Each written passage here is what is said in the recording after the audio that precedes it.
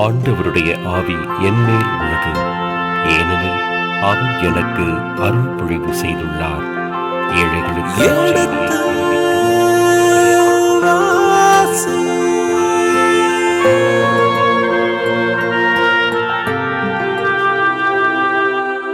எடுத்து வாசி.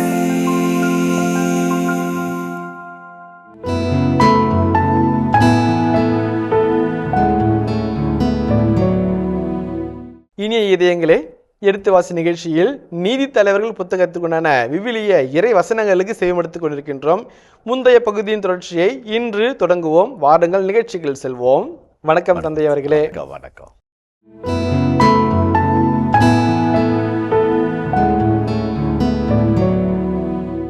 ரெண்டு காட்சி சொல்கிறேன். ஒன்று எவ்வளோ பொலைட்டாக பாசங்காட்டி வீட்டுக்குள்ளே போட்டு சதுக்கத்தில் மட்டும் தூங்காத அப்படின்னு சொல்கிறாரு. அவர் சொல்கிறது ஒரு அழகான அர்த்தம் இருக்குது. கிபேயா மதில் சூழ்ந்த நகரம், பாதுகாப்பு, பத்திரம். அந்த முதியோருக்கு மட்டும்தான் தெரியும் பாதுகாப்பு என்பது புறத்திலிருந்து வருவதல்ல, உள்ளுக்குள்ளும் இருக்க வேண்டிய ஒன்று என்று. அதெல்லாம் சொல்கிறாரு. என்ன வேண்டாலும் நடக்குன்றதை உணர்ந்தவராக தான் சதுக்கத்தில் மட்டும் தங்காத, வீட்டுக்குள்ளே தங்குன்னு சொல்கிறார். வேற்று ஊரை சார்ந்தவர் தனது ஊரை சார்ந்த மனிதருக்கு விருந்து பாராட்டுகிறார், உறவு பாராட்டுகிறார், தங்க இடம் கொடுக்கிறார். இந்த ஒரு இது அந்த காட்சி அப்படியே மாற்றி அமைக்கும் போது, உன் வீட்டில் தங்க வந்திருக்கும் மனிதரை வெளியே அனுப்பு, உன்னுடன் உறவு பாராட்டும் என்பது ஹாஸ்பிட்டாலிட்டி, ஹோஸ்டிலிட்டி. விருந்தோம்பல், பாராபட்சமாக இருக்கிற எதிர்ப்பு உணர்வு, வன் செயல், வன் கொடுமை, இதனுடைய இரண்டும் மோதிக்கொண்டு இருக்கிற ஒரு காட்சியை 22ஆம் வசனத்தில் நம்ம பார்க்கிறோம். இதில் 3 சின்ன சின்ன கருத்துக்களை நம்ம ஒன்று ஒன்றா சொல்லிட்டு போகலாம். முதல் பகுதியில் சமூக கொந்தளிப்பை பார்த்தோம். சமூக கூச்சலும் ஆரவாரமும் வன்முறையும் கட்டவிழ்த்தப்படுகிற ஒரு பகுதியை பார்த்தோம். இரண்டாவது பகுதியில் இந்த 21 26 வார்த்தைகளில் ஒழுக்கத்தின் கொந்தளிப்பும் ஒழுக்கத்தின் சீர்கேட்டையும் அந்த இடத்துல நம்ம பார்க்குறோம். சோஷியல் அவுட்ரேஜ், மாரல் அவுட்ரேஜ் என்று விவிலிய வல்லுநர்கள் பகுத்து சொல்கிறாங்க. இந்த இடத்துல ஒரு வார்த்தை அவர் பயன்படுத்துகிறார். அந்த ஒரு வார்த்தைக்கு நிறைய பதில் சொல்லலாம். நான் சுருக்கமாக சொல்லிவிட்டு அடுத்த வசனத்துக்கு கடந்து போவோம். அந்த 22ஆம் வசனத்தில், இதோ அந்நகரின் இழி மனிதர். இப்ரேய மொழியில் ஹன்சே பெனே பெலியால். ஹன்சே என்றால் மென் ஆஃப், பெனே என்றால் சன்ஸ் ஆஃப், பெலியால் என்கின்ற பெலியாலின் புதர்கள் என்று பல இடங்களில் விழுத்தில் அந்த வார்த்தை இடம்பெறுகிறது. இழி மனிதர்கள் என்பதற்கு எபிரேய மொழியில் சன்ஸ் ஆஃப் பெலியால் என்று ஆங்கில சொற்றொடரை பயன்படுத்துகிறார்கள். அன்சே பெனே பெலியால் என்ற எபிரேய சொற்றொடர் அமைந்திருக்கிறது. அதை பற்றி ஒரு சின்ன கருத்தை நம்ம பகிர்ந்து கொள்வோம். இப்போ பெலி என்கின்ற எபிரேய சொல்லுக்கு நத்திங், நாட், வித்தவுட், ஒன்றும் இல்லை, யூஸ்லெஸ்ஸு, ஒர்த்லெஸ்ஸு, அதான் அந்த மீனிங் பெலி. அதே மாதிரி யாழ் என்றால் எந்த பலனும் எந்த பிரயோஜனமும் எந்த உபயோகமும் இல்லாத ஒரு பொருள்.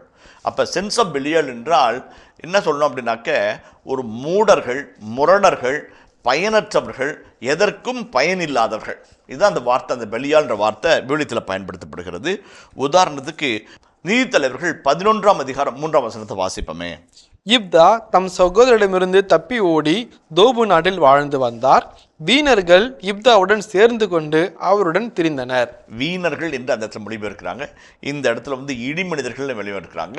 எபிரேய மொழியில் 2 இடத்துலையும் சன்ஸ் ஆஃப் பெலியால் என்று ஆங்கிலத்தில் மொழிபெயர்க்கக்கூடிய பெனே பெலியால், சன்ஸ் ஆஃப் பெலியால் என்ற சொற்றொடர் பயன்படுத்தப்படுகிறது. அதை பற்றி பார்க்கும்போது ஜெஃப்தானுடைய காட்சியில் 11ஆம் அதிகாரத்தில் 3ஆம் வசனத்தில் மற்றும் பல இடங்களில் இந்த வார்த்தை பயன்படுத்தப்படுகிறது. எஸ்தீனியர்கள் என்று சொல்லப்படுகிற கும்ரான் துறவியர்களுடைய புத்தகங்களிலும் இலக்கியங்களிலும் இந்த வார்த்தை பயன்படுத்தப்படுகிறது. அதுக்கு என்ன சொல்கிறாங்க அப்படின்னாக்க, பெலியால் அப்படின்னாக்க sons of darkness, sons of Sheol. Sheol என்பது இருட்டு உலகம், வாழ்வோர் கடந்து போய் மரித்தோர் வாழ்கிற ஒரு உலகம், ஷயோல் என்று சொல்வார்கள். அந்த sons of darkness, sons of Sheol என்று கும்ரான் இலக்கியங்கள் இந்த பெலியால் என்ற வார்த்தையை மொழிபெயர்க்கிறது. அதோடு கூட பார்த்தோம்னா புதிய ஏற்பாட்டில் இந்த வார்த்தையை பவுலடிகளாரும் பயன்படுத்துகிறாரு. 2 கொரிந்தியர் 6:15 வாசிப்போமே. கிறிஸ்துவுக்கும் சாத்தானுக்கும் என்ன உடன்பாடு?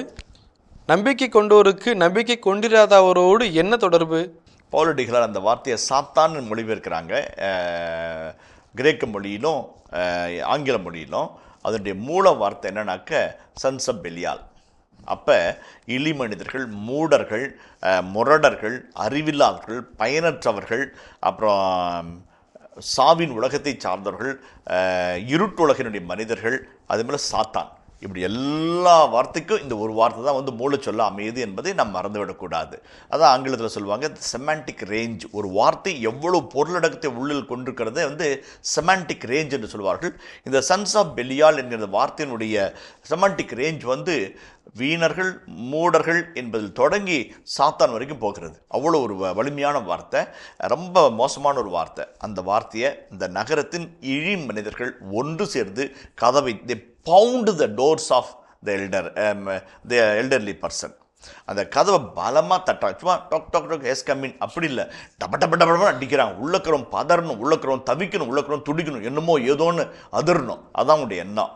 அச்சுறுத்துறது, வன்முறை, ஆக்கிரமிப்பு, அதான் வந்து படபடபடன்னு தட்டுறான். கதவை தட்டினார்கள். கதவை தட்டினர்.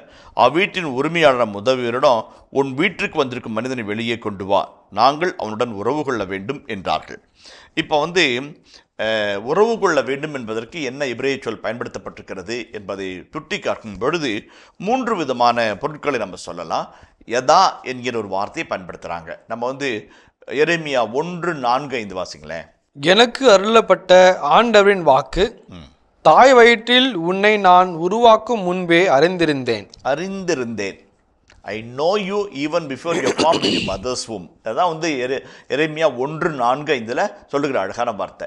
எடா என்கிற வார்த்தையை பண்ணுற யதாத்தி, ஐ நியூ யூ என்று ஆண்டவர் எரேமியாவுக்கு சொல்லுகிறார்.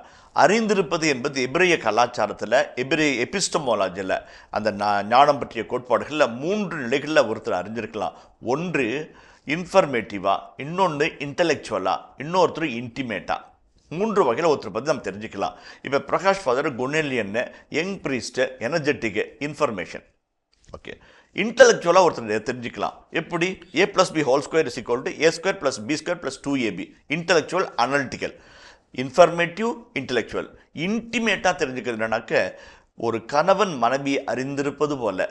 ஐ நோ மை ஹஸ்பண்ட். அந்த வார்த்தைக்கு நிறைய அர்த்தம் இருக்குது.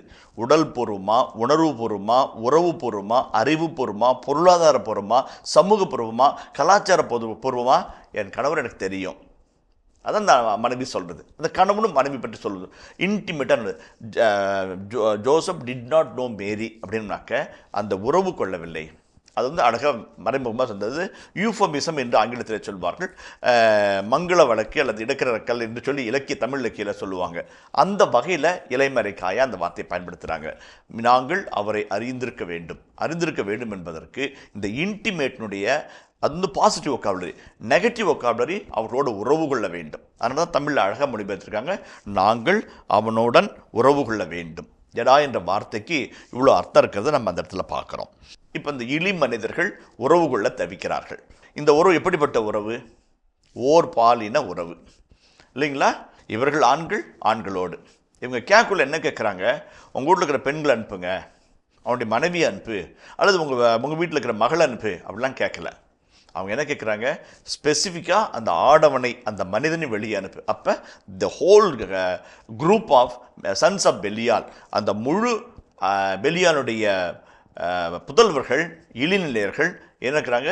ஒரு ஹோமோசெக்சுவல் ரிலேஷன்ஷிப்புக்காக, ஓரின சேர்க்கைக்காக தவிக்கிறார்கள், துடிக்கிறார்கள், ஆக்கிரமித்து கொக்கரித்து கதவை தட்டி அச்சுறுத்துகிறார்கள். அதான் வந்து அந்த காட்சியினுடைய ஒரு அதான் சொல்கிறாங்க. இந்த ஒரு வசனமும் இதை தொடர்ந்து வருகிற ஒரு வசனமும் விவிலியத்திலேயே எங்கேயும் காண முடியாத ஒரு வன்கொடுமையினுடைய வெளிப்பாட்டு வசனங்கள் என்று சொல்கிறார்கள். விவிலியத்தில் எங்கேயுமே இப்படிப்பட்ட ஒரு வன்கொடுமையை நம்ம பார்க்க முடியாது. கேங் ரேப் என்று. அதுவும் வந்து ஹெட்ரோசெக்சுவல் ரிலேஷன்ஷிப் இல்லை, ஹோமோசெக்சுவல் ரிலேஷன்ஷிப். அதுக்கு தான் வந்து அந்த கூட்டம் வந்து கொக்கரித்து சத்தம் போடுது. இந்த காட்சியை தொடக்க நூல் 19ஆம் அதிகாரத்தில் வாசித்தோம். அப்போ கடவுள் அந்த 2 வானத்தூர்களை லோத்தின் வீட்டுக்கு அனுப்பி இப்படி கொக்கரித்த கூட்டத்தை பார்க்கும்போது அவள் கண்களை குருடாங்கி அவளை அனுப்பிவிட்டார். இங்கே அந்த ஒரு காட்சி எதுவுமே இல்லை. அது ஒரு காட்சி, அது புதுமையோ கடவுளே இல்லைங்க. இங்கே அந்த முதல் 2 பகுதியில் கடவுளே இல்லை. அப்போ அந்த ஒரு கருத்தை முன் வைக்கிறோம். இரண்டாவது, இந்த ஓல்டு மேன் வந்து, இந்த முதியவர் வந்து ஒரு அவுட் சைடர். நான் ஏற்கனவே சொன்னேன், அவர் வந்து யூதேய மலைநாட்டை சார்ந்த எஃப்ராயிம் மலைப்பகுதியை சார்ந்தவர். கிபேயாவிலிருந்து குடியேறியவர். அந்த உள்ளூர்காரங்களோ பெஞ்சமினைட்ஸ் அல்லது வந்து பெஞ்சமின் குலத்தார் என்று நம்ம பார்த்தோம். லோத்தை போலவே 19ஆம் அதிகாரம் தொடக்க நூல் 7ஆம் வசனத்தில் அதே போன்ற ஒரு காட்சியை நம்ம பார்க்குறோம். ஆனால் அவர் சொல்கிற பதில் பாருங்கள், ரொம்ப அழகான வார்த்தை. இந்த ஹோமோசெக்சுவாலிட்டி அப்புறம் அவங்களோட டிமாண்டை பற்றி நான் பிற்பாடு பேசுகிறேன். அவர் சொல்கிற பதிலை மட்டும் நீங்கள் வாசிங்களேன். வீட்டின் உரிமையாளர் வெளியே வந்து அவர்களிடம், வேண்டாம் என் சகோதரர்களே, என் வீட்டிற்கு வந்திருக்கும் இம்மனிதனுக்கு தீங்கு எதுவும் செய்ய வேண்டாம், இக்கொடிய செயலை செய்யாதீர்கள். ஓகே, அந்த 13 இந்த ஒவ்வொரு வருஷமும் வந்து வேகமாக போக முடியாது. ரொம்ப strong loader with socio politico டென்ஷனை உள்ளடக்கிய ஒரு அழகான வசனங்கள். நம்ம கொஞ்சம் நிதானமாக போவோம். இப்போ வந்து வெளியே வந்திருக்க மேலே வந்து என்ன சொல்கிறாரு, வேண்டாம். ஃபஸ்ட்டு வந்து வேண்டாம், ஃபஸ்ட் நெகட்டிவ் சொல்லிடுறாரு. டிட்டர்மிண்டாக அவர் மைண்டை சொல்கிறார், வேண்டாம்ப்பா ஃபஸ்ட்டு. சகோதரர்களே வேண்டாம்னு சொல்லலாம் இல்லைங்களா? ஆனால் அந்த வாக்கிய அமைப்பே வந்து வேண்டாம் ஃபஸ்ட்டு. அதுக்கப்புறம் வந்து என் சகோதரர்களே, வேண்டாம் என் சகோதரர்களே சொல்கிறார். சகோதரர்களே வேண்டாம்னு சொல்லலாம், ஆனால் வேண்டாம் திட்டமும் தெளிவுமாய் இது நடக்கக்கூடாது என்ற ஒரு தீர்க்கமான தன்னுடைய முடிவை அவர் வெளியே சொல்கிறார். இரண்டாவது என் சகோதரர்களேங்கிறார். இவர் வந்து வேற்று ஊரை சார்ந்தவர், இந்த குலத்தை சாராதவர். இந்த வீட்டுக்கு வந்திருக்கிற மனிதனுடைய சொந்தக்காரர் கிடையாது, லேவியர். அது அறிந்தாரோ இல்லையோ அது தெரியல. ஆனால் வந்திருக்கிற விருந்தினருக்கு எந்த ஒரு கேடும் நடக்கூடாது என்பதில் உறுதியாக இருக்கிறவர் வேண்டாம் என் சகோதரர்களே என்று சொல்கிறார். மை பிரதரன், அதுதான் வந்து இஸ்ராயல் கூட்டமைப்பினுடைய அடிப்படை தத்துவம். ஒவ்வொரு மனிதனும் என் சகோதரன், ஒவ்வொரு மனிதனும் என் சகோதரன்.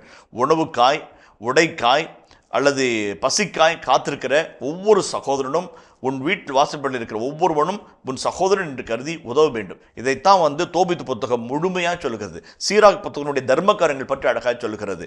அதே போலவே பல இடங்களில் இந்த தர்மமும் விருந்தோம்பலும் சகோதரனுக்கு காட்ட வேண்டிய பிறர் நல சிநேகத்தையும் வலியுறுத்தி சொல்கிற விவிலிய வலிமையங்களை பற்றி கொண்டு அவர் சொல்லுகிறார், வேண்டாம் என் சகோதரர்களே. அதான் முதல் கட்டளை. அதை வந்து என் வீட்டிற்கு வந்திருக்கும் இம்மனிதனுக்கு தீங்கு எதுவும் செய்ய வேண்டாம். ஏன்னா அவர் கெஸ்ட்டு, நான் ஹோஸ்ட்டு. என் வீட்டுக்கு வந்துக்கிறார், நீங்கள் ஏதாவது பண்ணீங்கன்னா அந்த பழி எனக்கு தான் வரும். அப்போ தன் பொறுப்பாளராக, தன் மேல் சுமத்தப்பட்ட பொறுப்பை உணர்ந்தவராக அந்த மனிதர் பேசுகிறார். அது இரண்டாவது காட்சி. இக்கொடிய செயலை செய்யாதீர்கள். அதாவது ரொம்ப அருமையான வார்த்தை, ரொம்ப அழகான வார்த்தை. 17:6, 17:25 வாசிங்க. அந்நாள்களில் இஸ்ரேலில் அரசன் கிடையாது, ஒவ்வொருவரும் அவரவர் பார்வையில் நேர்மையானப்பட்டதை செய்து கொண்டிருந்தனர். இப்போ வந்து என் சகோதரர்களே என்று விழித்த அந்த முதியவர் சொல்லுகிற அழகான வார்த்தை, இக்கொடிய செயலை செய்யாதீர்கள். அந்த கொடிய செயலுக்கு எபிரேய மொழியினுடைய மொழியாக்க என்னன்னாக்க டிஸ்கிரேஸ்ஃபுல், மானக்கேடான அல்லது நம்முடைய புகழுக்கு பங்கம் அறிவிக்கிற, நமது பெயரை கெடுக்கிற தாழ்வான தரக்குறைவான செயலில் ஈடுபடார்கள் என்று சொல்கிறார். அப்போ அந்த பெரியவர் சொல்கிற ஒவ்வொரு வார்த்தையிலையும் கண்ணியம் இருக்கிறது, நேர்மை இருக்கிறது, உண்மை இருக்கிறது, விருந்தோம்பல் இருக்கிறது, தன்னிடம் வந்தவருடைய பாதுகாக்க வேண்டும் என்ற பாதுகாப்பு உணர்வு இருக்கிறது. ஒரு அழகான ஒரு விவிலிய இஸ்ராயல் கூட்டமைப்பினுடைய ஒரு பிரதிநிதியாக சித்தரிக்கப்படுகிறார். இதுதான் வந்து எத்திக்ஸ் ஆஃப் இஸ்ராயலிட் கல்ச்சர். ஒரு இஸ்ராயலுடைய ஒழுக்க விழுமிய கோட்பாடுகள், சமூக விழுமிய கோட்பாடு அதுதான். ஒரு விருந்தோம்பல் வரவர விருந்துக்காக வருகிறவர் என் உயிரினும் மேலானவர், அவரை எல்லா வகையிலும் பாதுகாக்க வேண்டிய என்னுடைய கடமை, அதை தப்பை நீங்கள் பண்ணிடாதீங்க என்று வாதிடுகிற ஒரு மனிதராக இருக்கிறார். வெளியே நிற்கிறவங்க யாராக இருக்கிறாங்க? இழி மனிதர்னு ஏற்கனவே ஆசிரியர் முன்னுரை சொல்லிட்டாரு. உறவு கொள்ள வேண்டும் என்ற வார்த்தை வழியாக அவருடைய மானக்கேட்டான வார்த்தைகளையும் சொல்லிட்டாரு. இப்போ இவங்க யாரு? இவர்கள் கிபியாவை சார்ந்தவர்கள், பெஞ்சமின் குலத்தை சார்ந்தவர்கள். ஆனாலும் ஆண்டவருக்கு உகந்த வாழ்வு வாழாமல் கானானிய பழக்கத்திற்கு கையெழுத்துள்ளாக இருக்கிறார்கள். இப்போ வந்து வீட்டினுடைய வாசப்படியிலையும் வீட்டுக்கு முன்னாடி 2 கலாச்சாரம் நிற்கிது. ஒன்று தார்மீகமும் சமத்துவமும் சகோதரத்தையும் வலியுறுத்தி சொல்கிற ஒரு இஸ்ராயலின் கலாச்சாரம் வாசல் வெளியே நின்று முதியோருடைய கோலத்திலே கெஞ்சி கேட்கிறது. இங்கே கொக்கரிப்பும் ஆரவாரமும் அச்சுறுத்தலும் கொண்டு ஒரு கனானிய கலாச்சாரம் மென்மையை வன்மையாய் தாக்க நினைக்கிறது. இதுதான் வந்து அழகான ஒரு பைப்போலார். இதுதான் அவனுடைய ஆசிரியர் கண்ணாக நிறுத்தி இதுதான் நடந்துகிட்டு இருக்குது, அங்கே இஸ்ராயல் நடந்துகிட்டு இருக்குது என்கின்ற ஒரு அப்பட்டமான ஒரு வெளிப்படையான உண்மையை, நிதர்சனமான உண்மையை நம்ம உணர வைக்கிறார். இது முதல் கருத்து. இப்போ வந்து இந்த இடி செயல்களை வந்து ஆக்ட் ஆஃப் ஃபுலிஷ்னஸ் என்றும் சொல்லலாம், மடத்தனம் அப்படின்னு சொல்லலாம். அதே மாதிரி இந்த இடி செயலை 3 வகையில் நம்ம உணரலாம். ஒன்று ஸ்பிரிச்சுவலாக, ஆன்மீகபூர்வமாக, மாறலா, ஒழுக்கப்பூர்வமாக, அதே போல் தர்மத்துக்கு எதிராக கேடான ஒரு செயலை தான் இடி செயல் என்று அந்த முதியவர் குறிப்பிட்டு சொல்லுகிறார். ஒழுக்கம், ஆன்மீகம், தார்மீகம் 3ஐயும் கடந்து நடக்கிற ஒரு இடி செயலில் நீங்கள் ஈடுபடாதீங்க என்று ஒரு வேண்டுகோளை வைக்கிறார். இப்போ பாருங்கள், இந்த இடி செயலை விவிலிய வல்லுநர்கள், விரிவுரையாளர்கள் பகுத்து சொல்லும்போது பாவத்தின் காரியங்கள், பாவத்தினுடைய செயல்பாடுகள் என்றும் வர்ணிக்கிறார்கள். அது என்ன பாவம்? இந்த மனிதன் வெளியே வர வேண்டும், அவனோடு நாங்கள் உறவு கொள்ள வேண்டும். இது விவிலியத்தில் அனுமதிக்கப்பட்டதா, தடை செய்யப்பட்டதா? அந்த ஒரு கேள்வி நம்ம முன்பாக வருது. எந்த விதத்தில் அவங்க தவறுறாங்கன்ற ஒரு கேள்வி நமக்குள்ள வருது. நான் ஒரு சமுதாய சாடலை முன் வச்சேன், அந்த சாடல் நியாயமானதா இல்லையான்றதை நான் சொல்லணும். அதான் சொல்கிறேன். லேவியர் 18:22 வாசிப்போம். பெண்ணுடன் பாலுறவு கொள்வது போல ஆணோடு கொள்ளாதே, அது அருவருப்பு. எந்த விலங்கோடும் பாலுறவு கொண்டு உன்னை தீட்டாக்கி கொள்ளாதே. எந்த பெண்ணும் விலங்கோடு பாலுறவு கொள்ள வேண்டாம், அது முறைகேடான அருவருப்பு. கடவுள் அருவருத்து ஒதுக்குகிற ஒரு செயல் அங்கே சொல்லப்படுகிறது. 20ஆம் அதிகாரம் 11ஆம் வசனம் லேவியர். பெண்ணோடு உறவு கொள்வது போன்று ஆணோடும் உறவு கொண்டால் அவ்வாறு செய்வது அருவருப்பு. இருவரும் கொல்லப்பட வேண்டும். இருவரின் குருதி பழியும் அவர்கள் மேலேயே இருக்கும். இப்போ 18:22, 20:13 பளிச்சுன்னு பேசுது. ஒரு பெண்ணோடு உறவு கொள்வதை போல ஹெட்ரோசெக்சுவல் ரிலேஷன்ஷிப்பு, ஒரு ஆணோடு உறவு கொள்வது கடவுள்பாக அருவருக்கத்தக்கது, கொலை பழிக்கு உருவானது. குருதி சிந்தினாலும் அந்த குருதி அவர்கள் பழி அவர்கள் மேலே வருது. அவங்கள சாகடிச்சா கூட தப்பு கிடையாது, அந்த பழி அவர்களை சார்ந்தது என்று விவிலியம் வெளிவழியாக சொல்லுது. இந்த சட்டத்திற்கு எதிராகத்தான் அந்த பெஞ்சமின் குலத்தை சார்ந்த இழி மனிதர்கள், நீங்கள் உங்கள் வீட்டுக்கு தங்க வந்திருக்கிற மனிதரை வெளியே அனுப்பு, அவனோட உறவு கொள்ள வேண்டுன்றாங்க. இப்போ 2 கருத்துக்களை ஆசிரியர் முன்வைக்கிறார். ஒன்று பாவம், பழி சொல், இடி செயல், இதெல்லாம் ஒரு பக்கம் இருந்தாலும் முதியவரின் பார்வையில் பாவத்தை விட விருந்தோம்பலுக்கு எதிராக அவங்க போகிறாங்களே என்கின்ற ஒரு கருத்தை அந்த முதியவர் முன்வைக்கிறார். ஒன்று, என் வீட்டுக்கு வந்த விருந்தாளிகள் என் மரியாதைக்குரியவர்கள், அவங்கள அவமானப்படுத்தினா அந்த பழியும் பாவமும் என் மேலே வரும், அந்த பழி பாவம் எனக்கு வேண்டாம். அதுதான் முதியவருடைய வாதமாக இந்த இடத்தில் வைக்கப்படுகிறது. ஜஸ்டிஸ், ரைச்சஸ்னஸ், சின் அல்லது குட்னஸ், இதையெல்லாம் தாண்டி விருந்தோம்பலை இந்த பகுதி மையப்படுத்துகிறதையும் ஆசிரியர் உறுதிப்படுத்துகிறார். இப்போ இந்த 22ஆம் வசனத்தில் அந்த இழி மனிதர்கள் கொடுக்கின்ற வேண்டுகோளினுடைய மைய புள்ளி எங்கே இருக்குது அப்படின்னாக்க லெவைட் மேலே இருக்குது, லேவியர் மேலே இருக்குது. அந்த லேவியனை வெளியே அனுப்பி அவளோட உறவு கொள்ள வேண்டும். இப்போ 2 வகையில் அவர்கள் தவறு செய்கிறார்கள். ஒன்று, ஓரின சேர்க்கை. இரண்டாவது, ஒரு லேவியர் என்கிறவர் ஆன்மீக தலைவராக இருக்கிறார், பழி சடங்குகளின், பழி முறைமைகளின் தலைவராக இருக்கிறார். ஒன்று, மனுஷனை மதிக்கணும், இன்னொன்று கடவுளை மதிக்கணும். கடவுளுக்கும் பயப்படாம, மனுஷருக்கும் பயப்படாம ஒரு தகாத செயலை செய்கிறவங்க தான் இழி மனிதர்கள் என்று விவிலியம் சொல்லுகிறது. அந்த இழி மனிதர்களுடைய இழி செயல்பாட்டை விவிலியம் அப்புறமா இந்த இடத்துல நம்ம சந்திக்கிறோம். அதே போல 20ஆம் அதிகாரம் 5ஆம் வசனத்தை வாசிப்போம். கிபையா ஆள்கள் எனக்கு எதிராக புறப்பட்டு வந்து இரவில் என்னையும் வீட்டையும் சூழ்ந்து கொண்டு என்னை கொல்ல முயற்சி செய்தனர். அவர்கள் என் மறுமனைவியை இழிவுபடுத்தவே அவள் இறந்து போனாள். பாருங்க, அந்த இடத்துல வரணும், இழிவுபடுத்தன்னு ஒரு வார்த்தையை பயன்படுத்துகிறாங்க. அந்த இடத்துல கற்பழிப்பு என்ற வார்த்தையை பயன்படுத்தலை. ஆனால் இன்னா என்று ஒரு எபிரேய சொல் இருக்கிறது. இன்னா ஒரு வலிமையான ஒரு சொல், சற்று தாக்கத்தை உருவாக்குற ஒரு சொல். அந்த சொல்லை தான் அந்த லேவியர் மற்ற மக்களுக்கு தன் மனைவியின் மரணத்தை பற்றி சொல்லும்போது இழிவுபடுத்தினார்கள் என்று சொல்லுகிறார். அந்த இழிவு எதை குறித்து காட்டுகிறது? தொடக்க நூல் 34ஆம் அதிகாரம் 7ஆம் வசனத்தை வாசிப்போம். யாக்கோபின் புதல்வர் இதை பற்றி கேள்விப்பட்டு புல்வெளிக்கு வந்தனர். அவர்கள் துயரமும் கடுஞ்சீற்றமும் கொண்டனர். ஏனெனில் யாக்கோபின் மகளுடன் உறவு கொண்டதால் செய்யத்தகாததை செய்து செக்கேம் இஸ்ரேலை அவமானப்படுத்தினான் என்று நினைத்தனர். பாருங்க, அதாவது செய்யத்தகாததை செய்து அவமானப்படுத்துறேன். இந்த இழிவு எதனால் வருது? ஒரு சகோதரியை, ஒரு பெண்ணை மானபங்கப்படுத்தி அவரோடு உறவு கொண்டு கற்பை சூறையாடுகிறது. முதலாவது இறைச்சட்ட நூல் 22ஆம் அதிகாரம் 24ஆம் வசனத்தை வாசிப்போம். எகிப்து நாட்டில் நீ அடிமையாய் இருந்ததை நினைவில் இருத்தி இவற்றை செய்யும்படி நான் உனக்கு கட்டளையிடுகிறேன். அவர்கள் இருவரையும் நகர் வாயிலுக்கு கொண்டு போய் கல்லால் ஏறிவர், அவர்களும் சாவர். அவள் நகரில் இருந்தும் உதவிக்காக கூக்குரலாததாலும் அவன் மற்றொருவரின் மனைவியை கெடுத்ததாலும் அவர்கள் சாவர். இவ்வாறு உன்னிடமிருந்து தீமையை அகற்று. ஓகே, அது வந்து அந்த அடுத்தனுடைய மாற்றான் மனைவியை பறித்து அவரோட உறவு கொள்கிறத வன்மையாக கண்டிக்குது. 2 சாமுவேல் 13ஆம் அதிகாரம் 12ஆம் வசனம். வேண்டாம் சகோதரனே, என்னை கட்டாயப்படுத்த வேண்டாம், ஏனெனில் இஸ்ரேலில் இவ்வாறு நடப்பதில்லை. இந்த மடமையை செய்யாதே. அந்த கற்பழிப்பு வந்து மடமை என்றும் இடி செயல் என்றும் தகாத செயல் என்றும் விவிலியம் மறைமுகமாய் சுட்டி காட்டுகிறது இல்லைங்களா? அதான் வந்து இப்போ வந்து நம்ம 22ஆம் வசனத்தில் இந்த ஹெட்ரோசெக்சுவல் ஆண் பெண் அந்த உறவில் சீர்குலைக்கிற கற்பச்சூறாடுகிற கடத்தை கடந்து ஓரின சேர்க்கைக்கான ஒரு வேண்டுகோளை, ஓரின சேர்க்கைக்கான ஒரு கூக்குரலை அந்த குழுமம் வந்து முன்வைக்குது.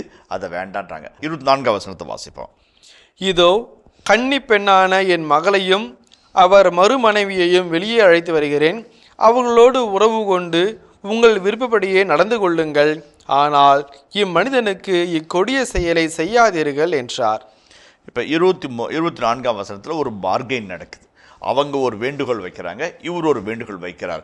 அவர் ஒரு வாதத்தை வைக்கிறாங்க, இவங்க ஒரு பிரதிவாதத்தை வைக்கிறார். என்ன பிரதிவாதம்? உங்கள் வீட்டுக்கு வந்திருக்கிற மனிதரை வெளியே அனுப்பு. அது வந்து அவர்களுடைய வாதம். இவருடைய பிரதிவாதம் அல்லது இவருடைய வேண்டுகோள் என்னன்னாக்க, அந்த மனிதரை விட்டு விடுங்கள். என் வீட்டுக்கு வந்திருக்கிற மனிதர் வந்து அம்மனிதருக்கு இந்த கொடிய செயலை செய்யாதீங்க. ஆனால் என் மகள் இருக்கிறாங்க, கன்னிப்பெண், வெர்ஜின் என்று சொல்லப்படுகிறது. பெத்துலா என்பது வந்து இப்ரேய மொழிச்சொல். அந்த பெத்துலாவாக இருக்கிற அந்த கன்னிப்பெண்ணை அனுப்புகிறேன், அவரோடு அவருடைய மறுமனைவியும் அனுப்புகிறேன். நீங்கள் என்ன வேணாலும் செஞ்சுக்கங்க, ஆனால் அவருக்கு மட்டும் எதுவும் செஞ்சிடாதீங்க. இதில் வந்து 3 விதமான கருத்துக்களை விவிலிய வல்லுநர்கள், அதுமாரி விவிலிய பெண் விரிவுரையாளர்கள் இந்த இடத்துல ஒரு பெரிய தாக்கத்தோடு இந்த பகுதி வந்து கமெண்ட் சொல்கிறாங்க.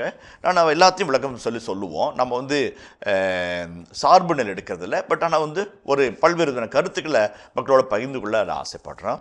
ஒன்று வந்து இந்த முதியவர் விருந்தோம்பலி நல்லவர், மென்மையானவர், இழி செயலை செய்ய வேண்டாம் என்று வேண்டுகோள் விடுத்தவர் தன் குரல் கேட்கப்படவில்லை, ஏற்கப்படவில்லை, தன் கோரிக்கை நிராகரிக்கப்பட்டது என்பதை உணர்ந்தவுடன் ஒரு மாற்று கருத்துக்கு வருகிறார். என்ன மாற்று கருத்து? அந்த ஆடவனோடு உறவு கொண்டு இழி செயலை செய்ய வேண்டாம். என்னுடைய மகள், என்னுடைய விருந்தினருடைய மறுமனைவி, அவங்களை நீங்கள் எது வேணாலும் பண்ணிக்கங்க அப்படின்னு சொல்லும்போது 2 காரியங்கள் வருகிறது. ஒன்று, இந்த பெண்களை விட அந்த ஆடவன் எவ்வளவு முக்கியத்துவம் வாய்ந்தவன், ஏன் முக்கியத்துவம் பெறுகிறான் என்று பெண்ணியலாளர்கள் ஒரு கேள்வியை வைக்கிறாங்க. முதல் கேள்வி. இனிய இதயங்களே, எடுத்து வாசி நிகழ்ச்சியில் நீதி தலைவர்கள் புத்தகத்துக்குண்டான விவிலிய இறை வசனங்களுக்கு செவிமடுத்துக் கொண்டிருக்கின்றோம். இதன் தொடர்ச்சியை மீண்டும் அடுத்த பகுதியில் பார்ப்போம். அதுவரை இணைந்திருங்கள். இயேசுவுக்கே புகழ், மரியே வாழ்க. யாவே இறைவன் பெண்களை விழா பக்கத்திலிருந்து எடுத்து படைத்தவராக காட்டிய விவிலியம் அது நம்முடைய விவிலியம். எது எப்படியாக இருந்தாலும் அந்த பெண் தன் கணவனை விட்டு பிணங்கி கொண்டு போய்விட்டார். அந்த கணவனுக்கும் அந்த பெண் மீது அவ்வளோ பாசம்.